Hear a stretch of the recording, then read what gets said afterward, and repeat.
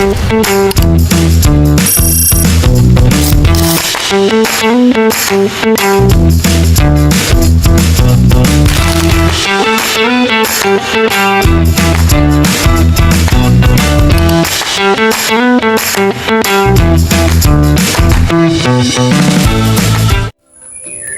guys! So ngayon magluluto tayo ng ginataang laing. Kaya ire-ready na natin ang mga kakailangan. Let's go!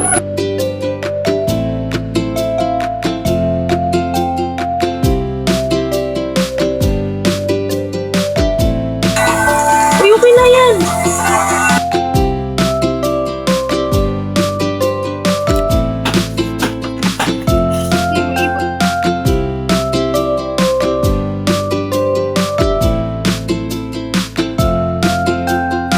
Sunod, magagatong na tayo para special char. Ilalagay na natin ang kawali at pakukuluan ng gata. Pagkatapos, ilagay ang gata at halu-haluin upang hindi magbuo-buo. At pag malapot na ang mixture ay ilalagay na natin ang laing. Hintayin ito hanggang lumambot dahil bawal daw itong halu-haluin habang kumukulo dahil magiging makati ito sa lalamunan.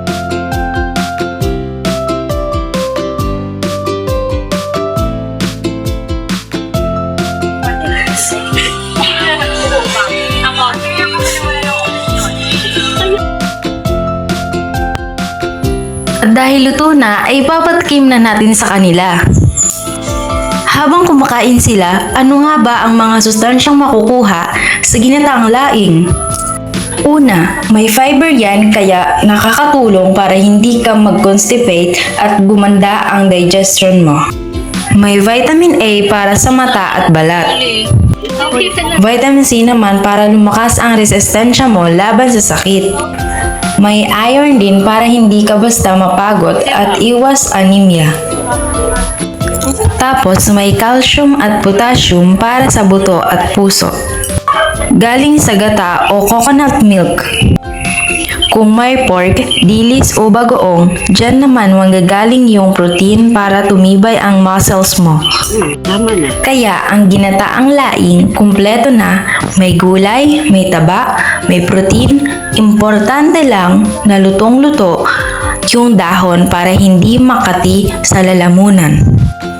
At yun ang ulam na galing sa Bicol, dahon ng gabi na niluto sa gata.